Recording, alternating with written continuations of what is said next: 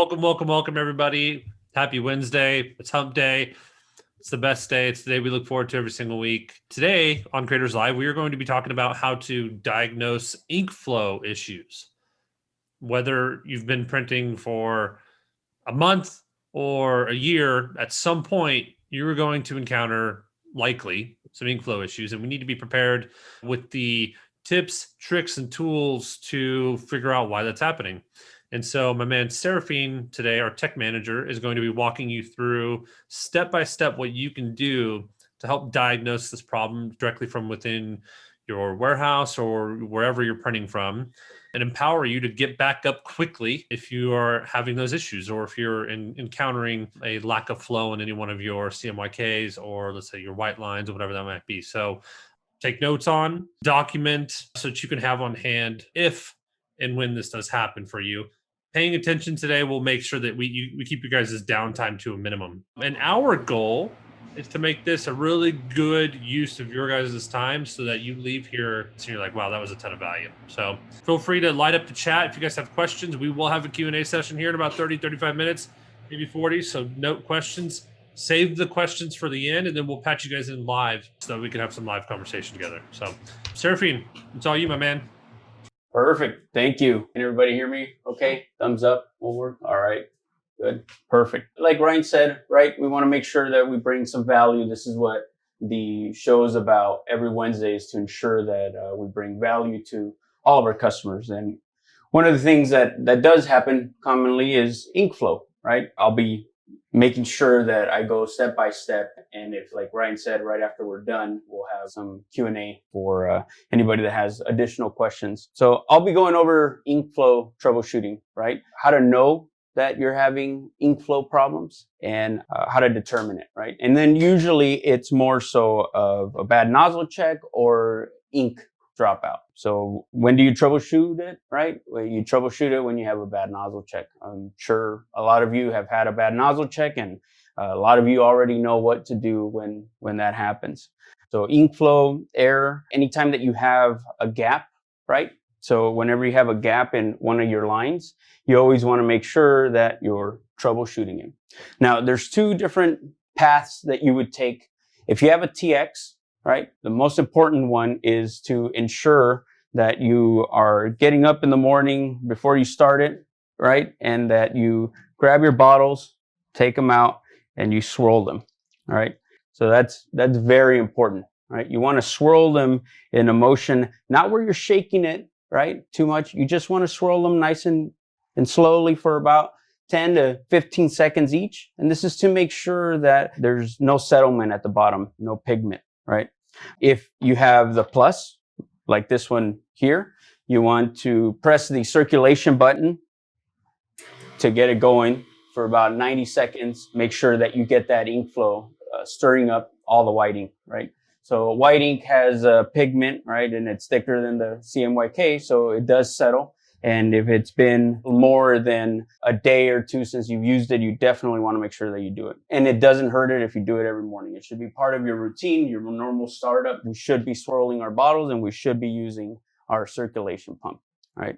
Once we go into air gaps, right, you want to trace it, right? So we're going to use it as a point, right? So when you see a gap anywhere in a line, let's just say that we're going to use the black ink line, right, that has a gap right close to where the clip is, where you close it off, right? You want to make sure that if there's a gap here, that we check it. We follow it along, right? We want to go as far as you can through the chain, and also through the ink tube line here at the bottom. And you want to double check it and make sure that everything is good from the part of the ink tube line all the way up to the bottle. Now, I can't tell you or can't stress this enough how often a customer will call in or say that, I'm not getting any ink on the black lines or the white ones or the CMYK, right? Any of the color ones. And then we come to the back and we notice that your ink levels are low, right? Anytime that you have your ink level about halfway up the window, you want to make sure that you refill your ink, right? So this little window, this is your indicator, right? So if it's halfway, it's time to fill it back up. The reason for that is because your ink tube lines don't sit all the way down to the bottom of the ink bottles. I've taken an ink tube bottle and some ink tubes to show you here. As you can see, they're not normally all the way down to the bottom. They shouldn't be all the way down to the bottom. If you look at these two lines, I've actually put one all the way down, and you can see how this line here now is curving and it's almost bent, right? So when that happens, this is going to keep the ink from flowing freely the way it should, right? The other thing is now that when it's going straight up and it's shooting straight up, if you have it touching the bottom of the bottle, what's going to end up happening here is that it's not getting enough air, right? So it's now pulling only whatever's below it. So what you want to do is you always want to make sure that you check that and that you have them about a 1/4 inch to a 1/2 inch from the bottom of the bottle, right? So you want to make sure that your ink tube lines are roughly about this far from the bottom, right? About a 1/4 inch, 1/2 inch. You don't want them all the way down. You don't want this to be touching the bottom, right? Especially if you do have it touch the bottom and there is settlement and we haven't swirled our bottles, we haven't done our circulation. What will end up happening is that if there is any settlement at the bottom, it's going to pull that hardened ink and it's going to start to flow in through your ink tube lines and start to give you problems when priming them. So you want to make sure that you check this, right? Ink levels, and then you also want to make sure that you check your ink tube lines on the back of the bottle. Now, some of the tools, I'm sure some of you guys are already aware of some of the tools that we use to troubleshoot ink flow, right? We usually need roughly these 3 things here, which is a screwdriver, needle nose plier, and the syringe that comes with your machine. The screwdriver is a Phillips number 2. Right? Usually we ask customers always get a magnetic tip, pay that extra 75 cents and get a magnetic tip. Needle nose pliers, very inexpensive, right? You can probably get them for $1 at the Dollar Tree store. And then the syringe comes with your machine. So that you don't need to worry about. Once you've checked all that, right? And you've seen that there is no settlement or that the ink line is where it's supposed to be, and then you also have enough ink in the bottles, then is where we want to check our lines, right? So we want to check our pump, we want to check our dampers. Make sure that you guys understand too, when it comes to the TX and the Plus, one of the things is if you ever do have white that's dropping out, the white ink, what you want to do is you also want to check these valves, right?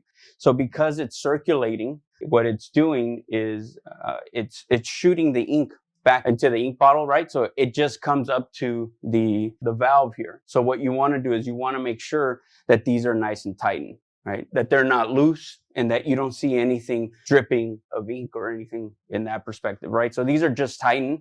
So you can just double check them and make sure that they're nice and tight. If you have to loosen them a little bit and then tighten them back up just so that you know that they are tightened, just all 4 of them, right? So you want to just make sure that you check the valve. That's the only difference or the only additional step that you would check on a Plus versus a TX is the valves to make sure that those are all the way down. Once you've checked that and you see, you know, my valves are tight, the ink levels are good, the ink line is all the way down to the bottom.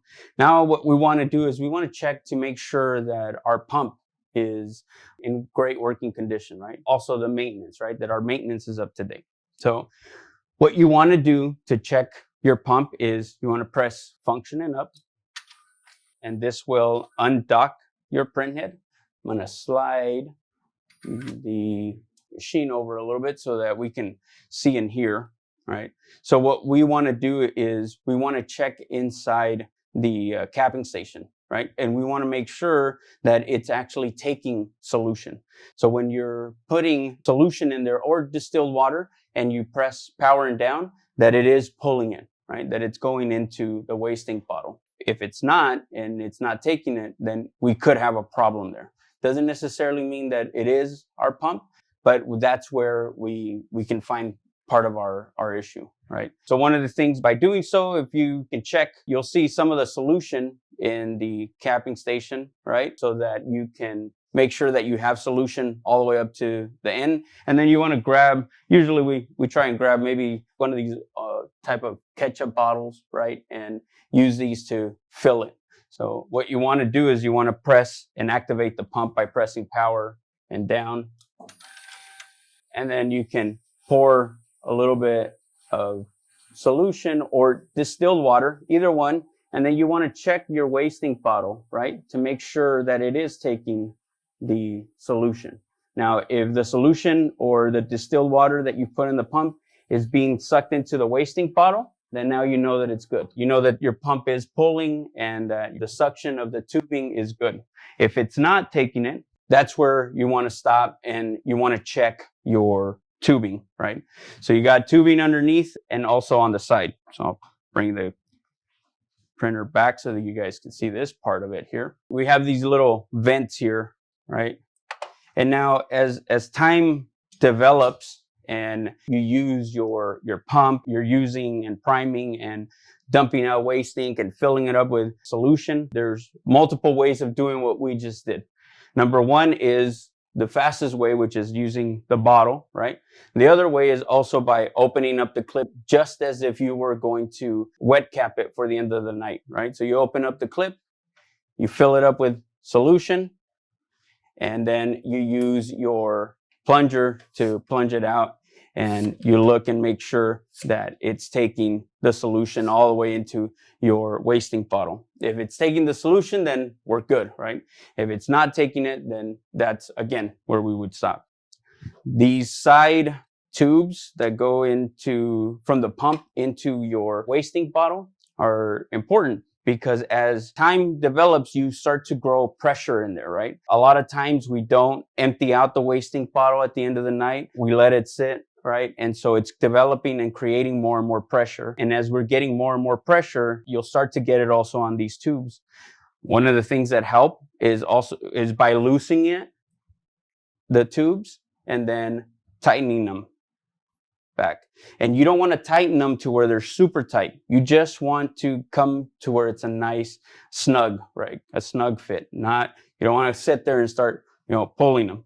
If they feel tight at any point, this could be the problem that you're having, right? Where it's not pulling your ink and it's not flowing into the capping station, which should be flowing into the wasting bottle, because there's too much pressure that's been developed. And when your print head is sitting on the capping station, at that point, you're not getting the suction that you need. But once you check it and everything looks good, right? And all the solution is going into the wasting bottle the way it should, and we have all of our tubes checked, everything's good, then we want to check our maintenance, right? And that has to do a lot with our pump. So around the capping station, you'll see these plastic, right? Like around the sponges. You want to make sure that we check around the capping station, right? Where the sponges are.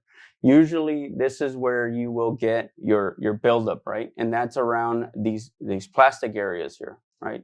And so where the sponges are, if for whatever reason you have any dried ink or we haven't cleaned it, you'll start to see the plastic area around the sponges with dried ink, or you'll start to see them kind of wet, or you'll see some even like fuzzy starting to, or particles starting to build up into your capping station because it's dried up ink. Whenever that dried ink has hit now the plastic or the surrounding area of your capping station, when your print head comes to sit on top of the capping station, it's now created a gap in between it, and it's not grabbing a seal. When it's trying to pull, there's air getting in there, which is not allowing your ink to flow the way it should. What we want to do is actually do a deep cleaning, right? Not only around the capping station, we may need to use our fingernails and kind of scrub around the side and make sure that we're grabbing all the excess stuff around it. For those of you that don't have it, we have a video out there for customers called the deep cleaning for pump and the capping station. And that shows you everything you need to clean in your pump and how to take and the process that you go through it to make sure that you clean every single area in there, make sure that you grab any little particles that get picked up or need to be cleaned up to make sure that your print head is making a good seal when sitting in your capping station. Now, once you check it and you see it that it looks like this one here, right? It's nice and clean. You can see the plastic. You can see around the sponges that there isn't any ink buildup or too much of it. This can just be from the solution that was sitting on the capping station. If you see that everything is good there, then the next step that you want to do is check your damper, right? And so the way we do that is by grabbing our screwdriver, right? And you also want to have this undocked. You want to make sure that your carriage is off the capping station.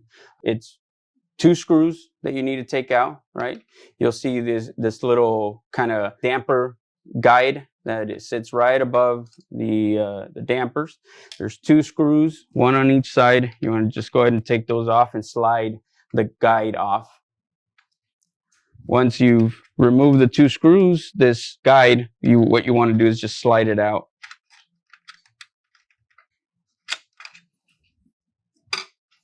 Once you slide it out, now it's made your dampers accessible, right?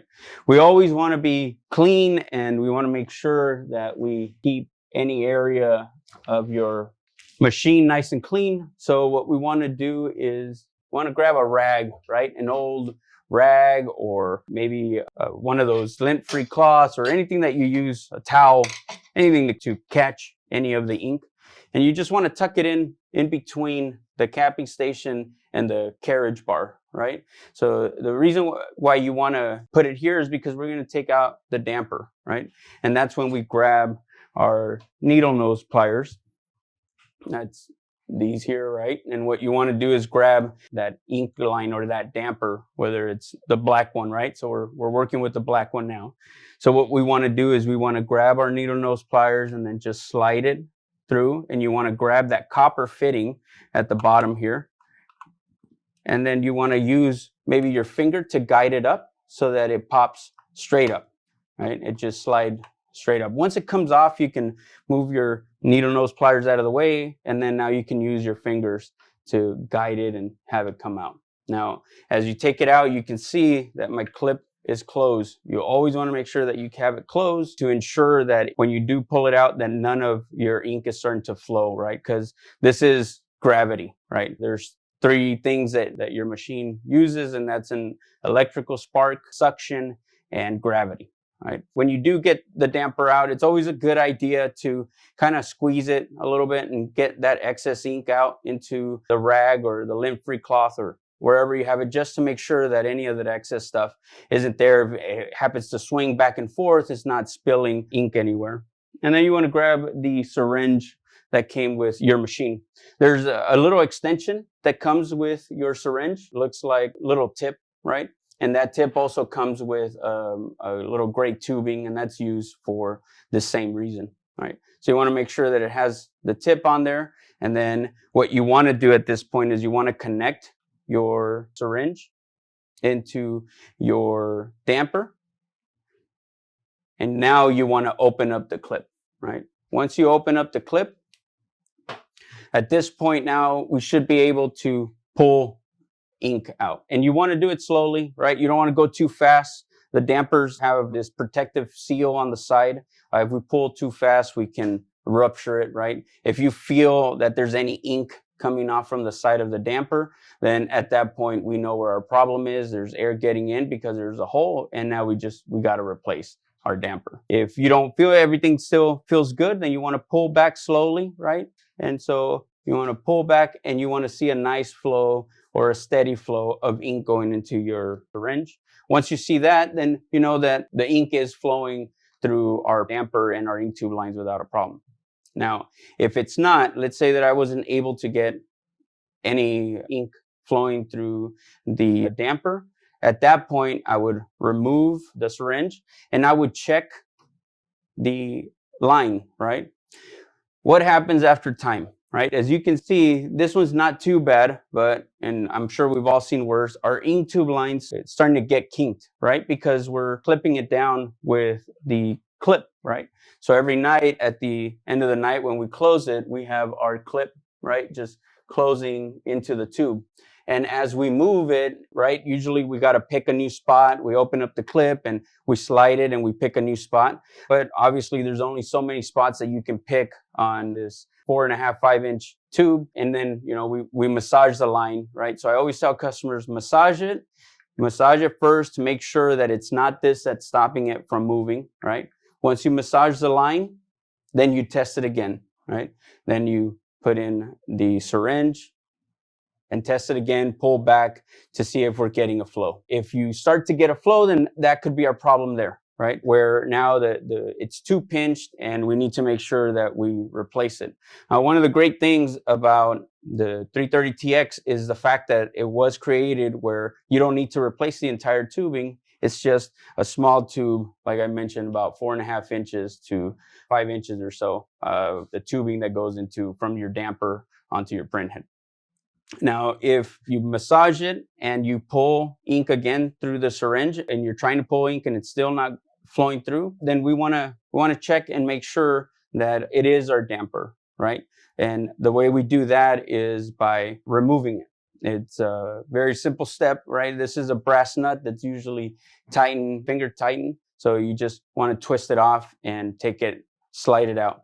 Now, as I get into this a little bit more detailed stuff or more techie savvy stuff, I want to make sure that you understand that we always want to make sure that we do this with a technician, right? And that we open up a ticket and get some assistance. But if is ever a delay or an emergency, this is why we're creating this, to ensure that you are able to troubleshoot some of the stuff that can be simply fixed at home just by checking a few things, right? We want to make sure that it's something that you can do quickly, right? And a lot of customers also purchase extra consumable parts to ensure that they have them because they know they might need them, or if anything does go out and you replace the damper and now everything's good, that saves you some time, right? To then check to make sure that it's not your tube, we would then remove the brass nut by twisting it off. Like I said, it's just finger tighten, right? So it comes right off. Now, when you're doing this part here, we usually want to make sure, like I said, that we have a technician, because there is a part that comes off with it. It's called an O-ring. It's kind of like a washer on any nut, right? That you kind of would use, or on a screw or something like that. So we want to make sure that O-ring doesn't pop off and then we lose it, right? It's real tiny. It's a tiny little plastic O-ring that is in there nice and tight with the brass nut, so we won't be able to see it. But you want to make sure that it's out. Then the syringe comes with a little gray extension tube that you would connect to your ink tube line and to your syringe. And then you would do exactly the same thing that we just did with the damper, and that's pull back. If at that point it's starting to pull back, but when you have the damper connected, it doesn't, then here's our problem. We need to swap out our damper, right? The damper think of it as a filter, right? What this does is it filters out any air bubbles, right? So that you get nothing but solid ink when you're printing. And it's very important to make sure that we maintain it and that we replace them. These will go out eventually, right? And so you would need to replace them, just like the clips. Any clips can break off. Any of the ink tube lines can also get kinked after time. So you want to make sure that you have some for backup, to not be waiting for replacement parts. We always go into the importance of having backup. Once you've replaced it and you have it, let's just say we replace the damper, because it is the damper. When you put it back in, right, you want to do exactly the same thing that we did when we first opened it, and that is to make sure that any excess ink is squirted out. Now, the reason for that is because when you put it back into your print head, right, and there's a little metal damper guide at the bottom, whenever you put it back on to your print head and you sit it down, any of that excess ink can sit on top of the print head and can cause us to have some problems. So we just want to make sure that we keep it nice and clean. We get all the excess ink out. We close the clip so that it doesn't continue to squirt out any ink. Once we have all the ink out, then what we want to do is make sure that we clean the bottom part of the damper, and then we want to sit it back in. The damper goes back in nice and smooth. It lines up. It's very simple. If you look at the damper next to it, it pretty much shows you how it lines up, right? The guide that it needs to sit on, right? There's a little plastic teeth that kind of sit out towards the front of the damper. There's a little metal post that sits straight down, so that way you can sit it back down, right? Once you've checked all this and you know that you found out that it's your damper, you replace it, you're good to go, right?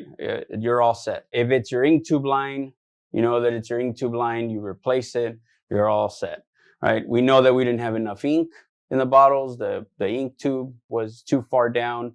Our capping station was nice and clean. The pressure of the ink lines on the side of your capping station removed any pressure sitting there. You want to then put it all back together and make sure that we are ready to go. Now, if you checked all that and now it continues to give you the same problems, you replace your capping station, you replace your damper, your ink tube line, you've checked your ink levels, everything looks good, right? Then that's when we get into our print head, right? And then we want to check the maintenance on our print head. One of the most missed parts is our nozzle plate. We won't be able to see it directly, but I will show you with a mirror and do the best I can to kind of get this part here, because this is important, right? This is part of our weekly maintenance, and we want to make sure that we always have our nozzle plate completely clean, right?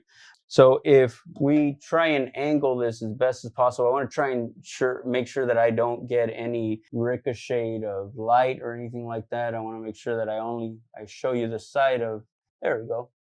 So if you can see the side of your print head, right? That's the print head there, the mirror part where you see the ink, right? So what you want to do is you want to make sure that we clean the nozzle plate.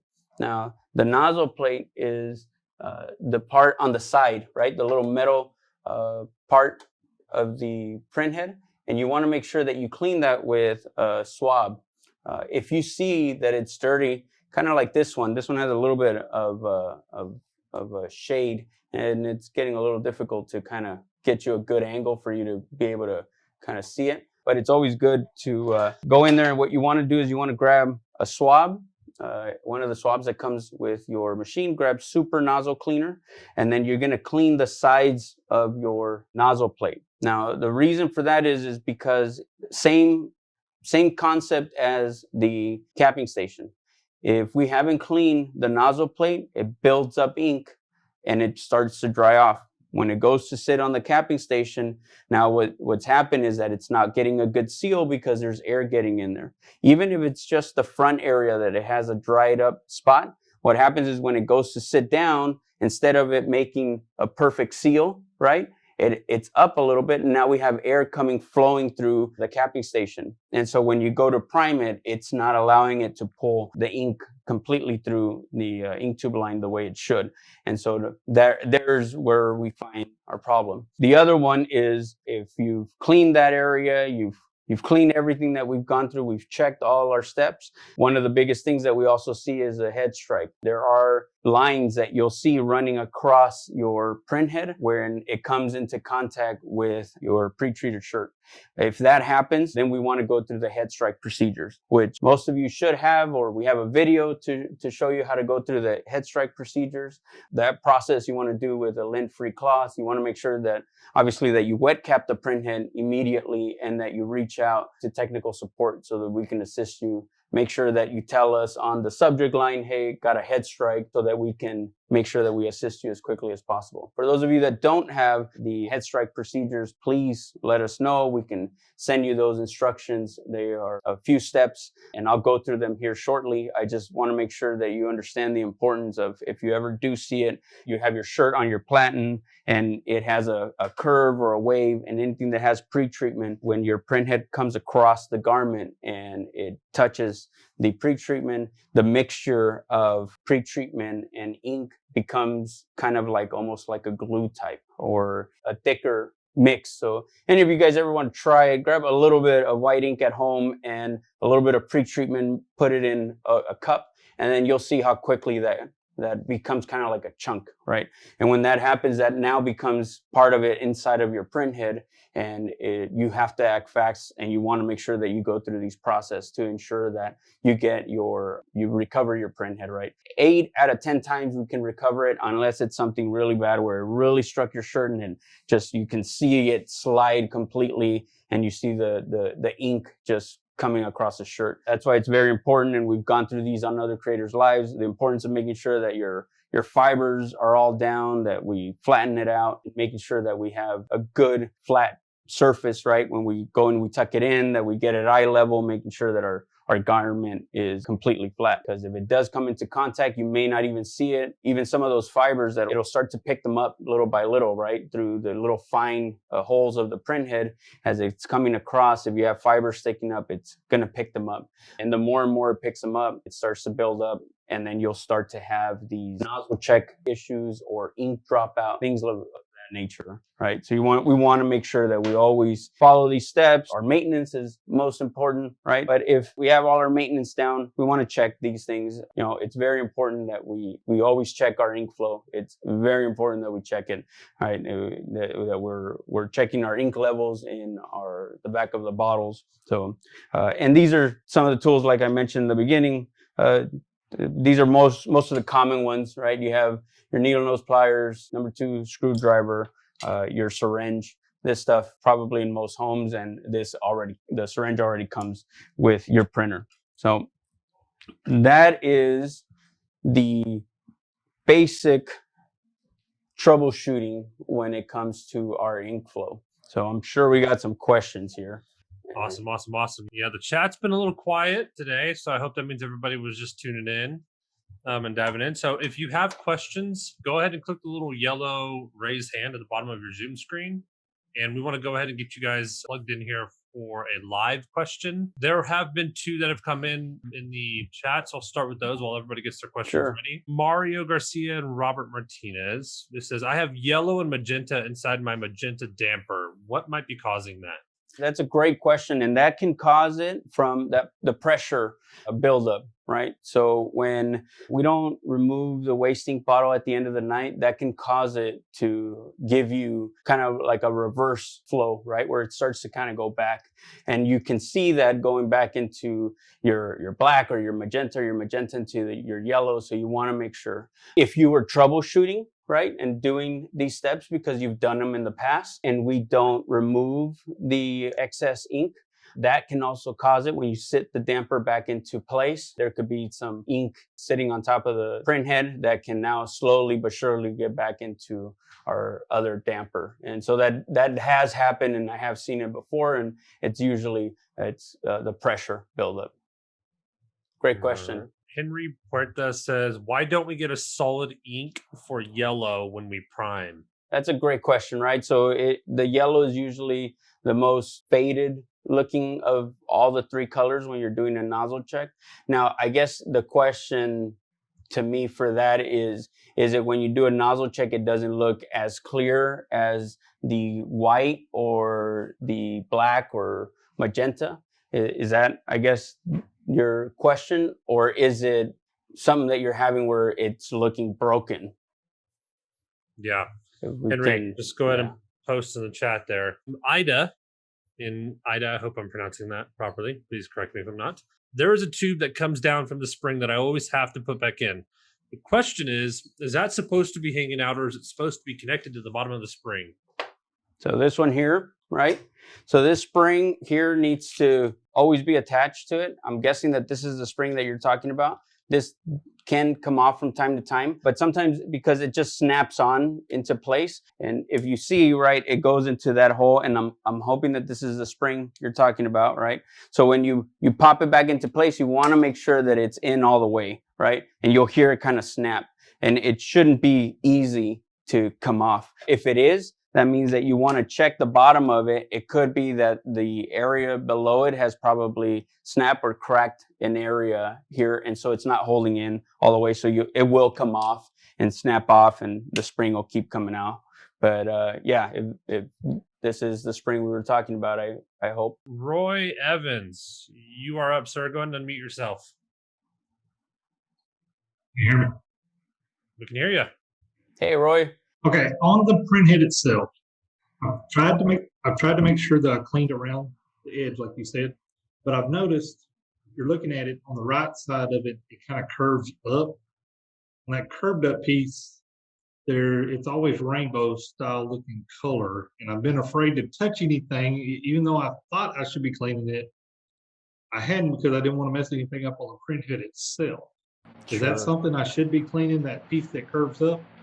Yeah, once it gets built up, that's a great question. Thank you for bringing that question, Roy. Once it gets to the point where it's become excessive, right? If it has a little bit of ink, right, it's not a big deal. But when that little curve that Roy's talking about is the undercarriage, it's black, right, and it's plastic, right? So that area, if you clean it with with whether it's a extra t-shirt or a rag, it's okay. You're not going to damage anything of the print head. So it's okay to clean it. But when you don't have to clean it, it's not something that we have to clean on a weekly or monthly basis because it doesn't build up until after time. So you want to make sure that when you do see it get build up, then yeah, you can go in there and clean it with a rag. It's not going to cause any harm.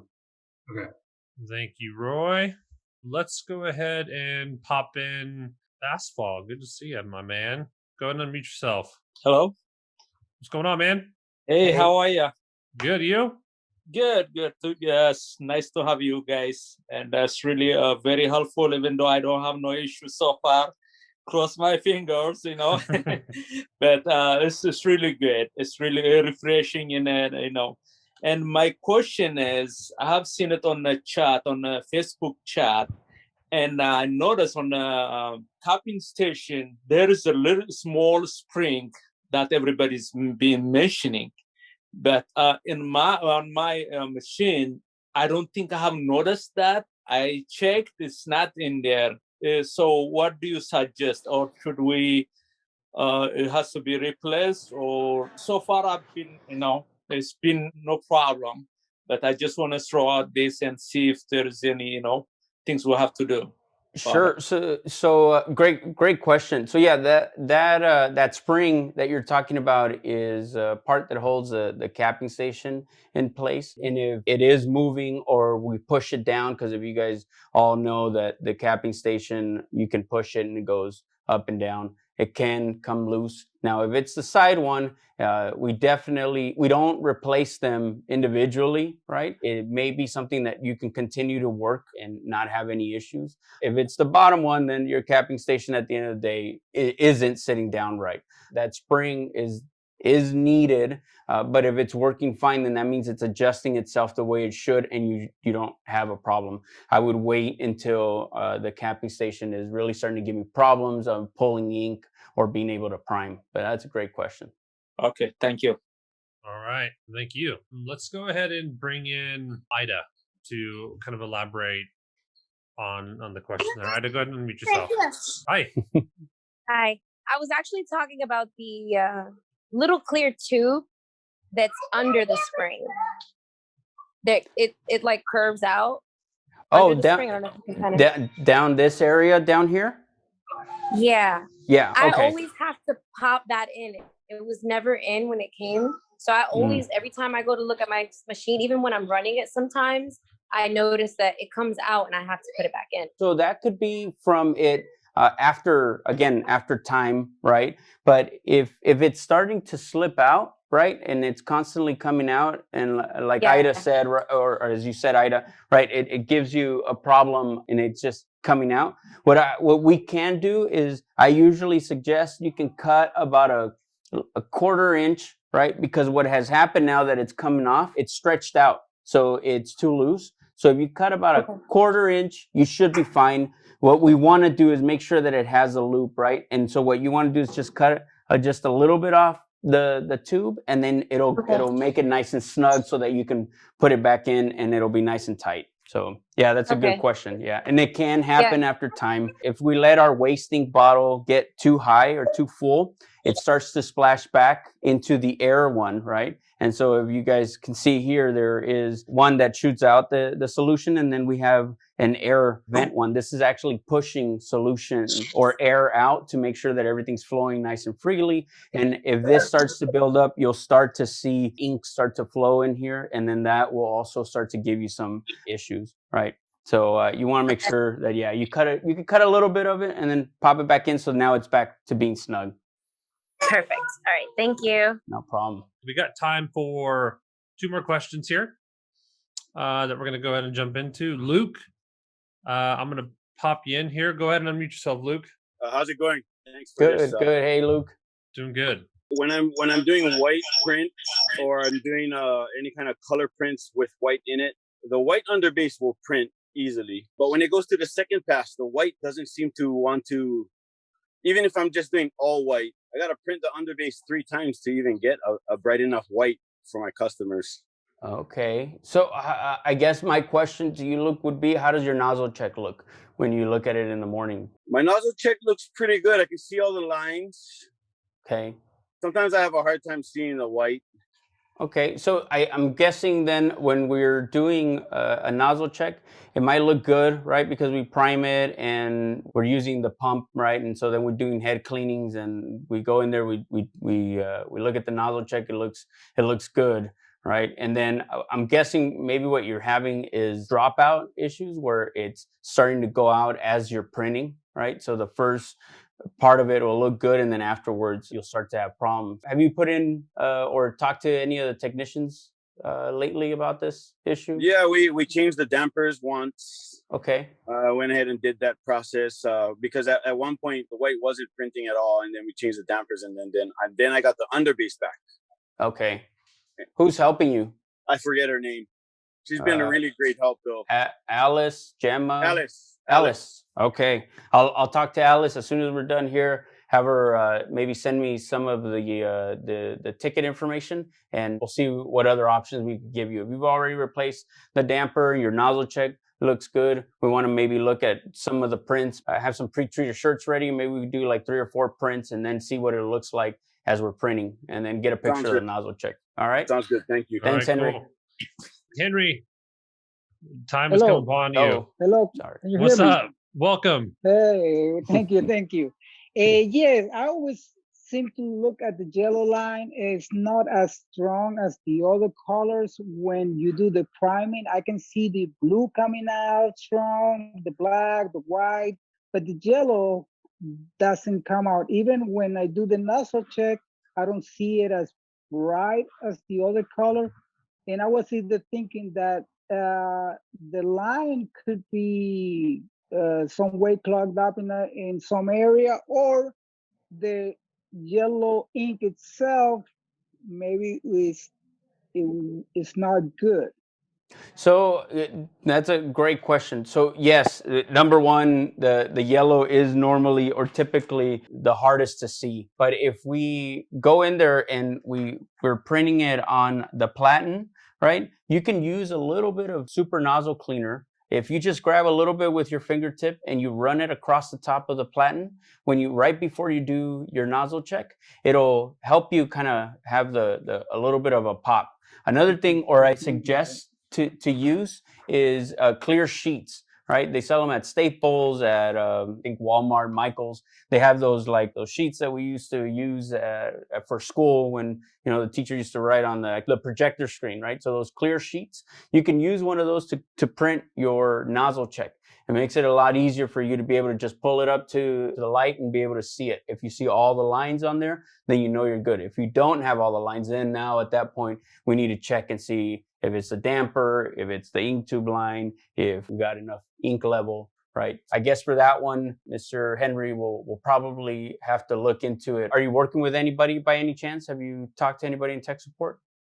Yeah, everything else is good, and the printer is even printing great. So I just thought that it was going to give me a bright color as the other one. That's what I was been expecting from day one, and it hasn't. But Yeah. I got no complaint. The machine is printing. So Yeah. I was just, am I missing out? That's what I was saying. Oh no, yeah, no, you're good. Yeah, the yellow is usually the one that's a little bit more faint than the rest. But yeah, I guess what will make it easier for you if you go out and grab some of those clear sheets, or put a little bit of super nozzle cleaner on top of your platen right before you go ready to print, you'll see it a lot better. Thank you. No problem. All right, guys, we are going to take one more. We're at the top of the hour, and I want to respect everybody's time here, but we're going to take one more, and then I got something for you. Special treat. Terrence, coming in hot.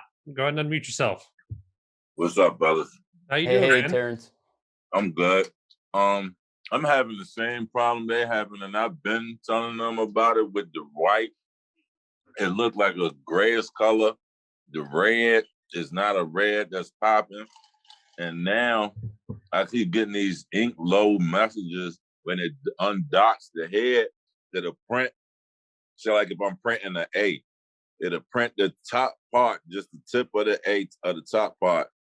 sit there for a second, then it'll dock itself and it won't move anymore. Okay, so then yeah, that one sounds more of a movement issue, right? Where the print head or the carriage isn't moving all the way through. Is that what you're saying? To lay It'll down the start. ink. Say like I'll print 5 shirts, and then on the 6th one it'll start to print, and it'll print like, say like if it print like a little piece of what I got up there, it'll stop, then it'll dock itself, and it'll stop, and the power light it'll be blinking like it got a job, but it won't keep going. I think you have something stuck there. There's probably a couple of jobs that are stuck there. So usually what I tell customers is reset it, which I'm sure you've already done. Once you reset it and you start it, hit the standby button to have it all the way up to the front.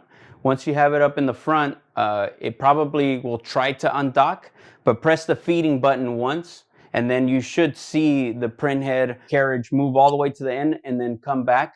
And then if you press the feeding button twice, you'll start to see it move all the way back. So what that's doing is it's erasing the memory of what it may have wanted to print. So that's more of a mechanical issue. So we may want to look at that. Do you have I'm guessing you have a ticket open, Terrence? Yeah, with Raymond, I was waiting on him to call back. Okay, I'll have him call you in a few minutes. Okay, thank you. All right. Thank you, Terrence. All right. Thank you. Cool deal. All right, y'all. We are going to close it out here. That was a really good session. Lots of really good information. And I hope that everybody here got value out of that. And I hope everybody took really good notes. Last thing that I just want to let everybody know about here, good practice here, and to basically be able to recover from an event where you've got an ink flow issue. And as you're going through the diagnostic process, let's say you've got a couple of lines that are messed up, or you've got a couple of dampers that need to be replaced. A good way to keep yourself up in printing is to have one of our support kits with you, one of the Freejet support kits. If you don't have that, that just means that you're going to have to wait for those materials to ship and arrive, right? Which could be 1, 2, 3 days, depending on where you're at and where you're located. So every Freejet operator should have that kit on standby, whether you got a TX or TX Plus, so that you have those materials just in the instance that one of them's bad. You will be able to have that stuff on hand to swap it out quickly. So again, I hope you guys have a wonderful rest of your week. If you need anything at all, you're welcome to reach out to the support line, get in the Facebook group, drop your messages in there. We have text in there from 5 a.m. Pacific to 5 p.m. Pacific, Monday through Saturday. And then I think it's like 5 a.m. to 12 p.m. or something on Sunday Pacific time. And our team will be there to take care of you. Last thing, we're dropping some really, really powerful new tech support processes and policies coming in the next couple of weeks. Serafin and his entire team has been working incredibly difficult about this. We are ecstatic to be rolling these out. It's not going to happen yet. Probably going to be sometime right around Monday, the 11th-ish of May is kind of what we're shooting for. But we are taking the support game to absolute next level. And we're not lying when we say that it is our number one priority to serve everybody here on this call and everybody who hasn't been able to make it with absolute excellence.